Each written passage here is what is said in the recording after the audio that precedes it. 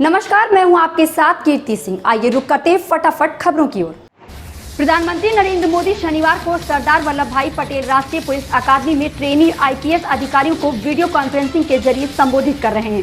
बातचीत के दौरान पीएम मोदी ने ट्रेनी अधिकारियों से कहा कि आप जैसे युवाओं पर बड़ी जिम्मेदारी है। महिला अफसरों की भूमिका भी अहम है। प्रधानमंत्री मोदी ने कहा कि अफसरों की पढ़ाई देश सेवा में काम आती है।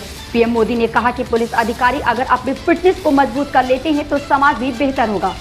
इस मौके पर केंद्रीय गृह मंत्री अमित शाह और गृह राज्य मंत्री नित्यानंद राय भी मौजूद हैं। प्रदेश सरकार ने शनिवार सुबह एक आईएएस अधिकारी का तबादला कर दिया है। विशेष सचिव आबकारी रमाकांत पांडे को यूपी सहकारी चीनी मिल संघ का प्रबंधक निदेशक बनाया गया है। संघ के मौजूदा प्रबंधक निदेशक विमल दुबे की तैनाती केंद्रीय प्रतिनियुक्ति पर हो गई है। उन्हें कार्य मुक्त किया जाएगा। देश की राजधानी दिल्ली में जालसाजों ने एक फोटो से एचडीएफसी बैंक को करीब 1 करोड़ 38 लाख रुपए का चूना लगा दिया। आरोपियों ने एक फोटो से 6 बैंक खाते खुलवा लिए। जालसाजों ने कुल 9 बैंक खाते खुलवाए थे। एचडीएफसी बैंक की शिकायत पर दिल्ली पुलिस की अपराध शाखा ने मामला दर्ज कराकर जांच शुरू कर दी है। दिल्ली पुलिस के अधिकारियों का कहना है कि शुरुआती जांच में ऐसा लग रहा है कि जालसाजों के साथ बैंक के कुछ कर्मचारियों की मिलीभगत हो सकती है। केंद्र सरकार से राज्य को मिलने वाली कोविड वैक्सीन की उपलब्ध बढ़ने से टीकाकरण की रफ्तार बढ़ गई है। 31 जुलाई को केंद्र से 1.5 लाख कोविशील्ड और 42,000 को वैक्सीन की खेप राज्य को मिलेगी।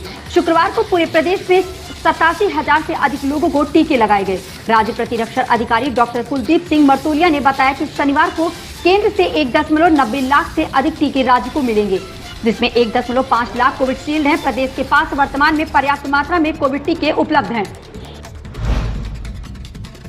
गाजियाबाद के इंदिरापुरम की एक सोसाइटी में रहने वाले पीडब्ल्यूडी के इंजीनियर ने प्रयागराज में तैनात एक सीनियर आईपीएस अधिकारी पर देर रात बेटी को मोबाइल पर कॉल कर परेशान करने का आरोप लगाया है।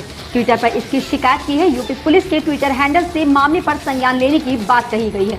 साथ ही पीड़ित को गाजियाबाद पुलिस में शिकायत देने की सलाह भी दी है। सरकारी तेल कंपनियों की ओर से लगातार आज 14वें दिन भी पेट्रोल डीजल के दामों में कोई बढ़ोतरी नहीं हुई है।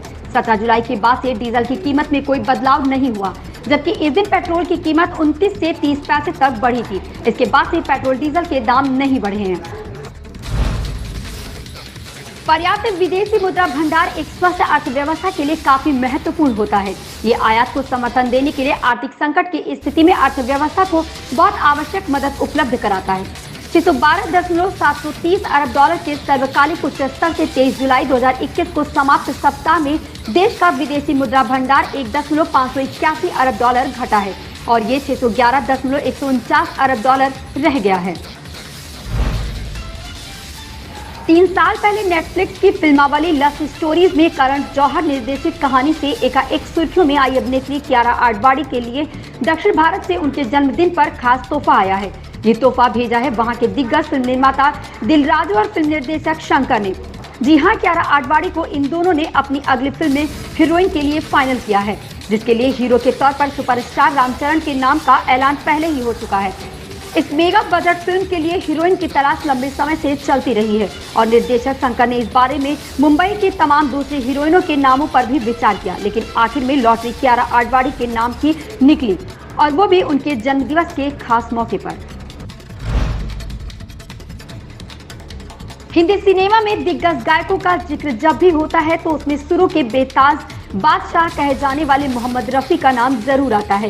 मोहम्मद रफी की आवाज में जो दर्द था वो सुनने वाले के दिल में उतर जाया करता था।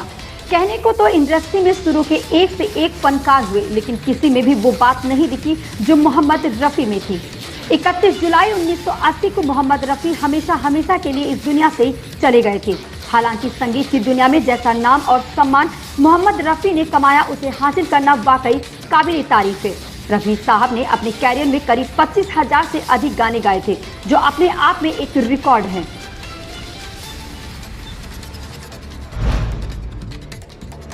टोक्यो ओलंपिक में अब दूसरा हफ्ता शुरू हो चुका है। 9वें दिन डिस्कस थ्रो में देश की उम्मीदें जगी हैं। महिलाओं की स्पर्धा में कमलप्रीत कौर ने 64 मीटर के स्कोर के साथ फाइनल में प्रवेश कर लिया है। वह ग्रुप बी में दूसरे स्थान पर रही। इसके अलावा हॉकी में भी महिला टीम ने ग्रुप का आखिरी मुकाबला अपने नाम किया और दक्षिण अफ्रीका को 4-3 से हराया। इन खबरों में बस इतना ही। धन्यवाद। शिवसेना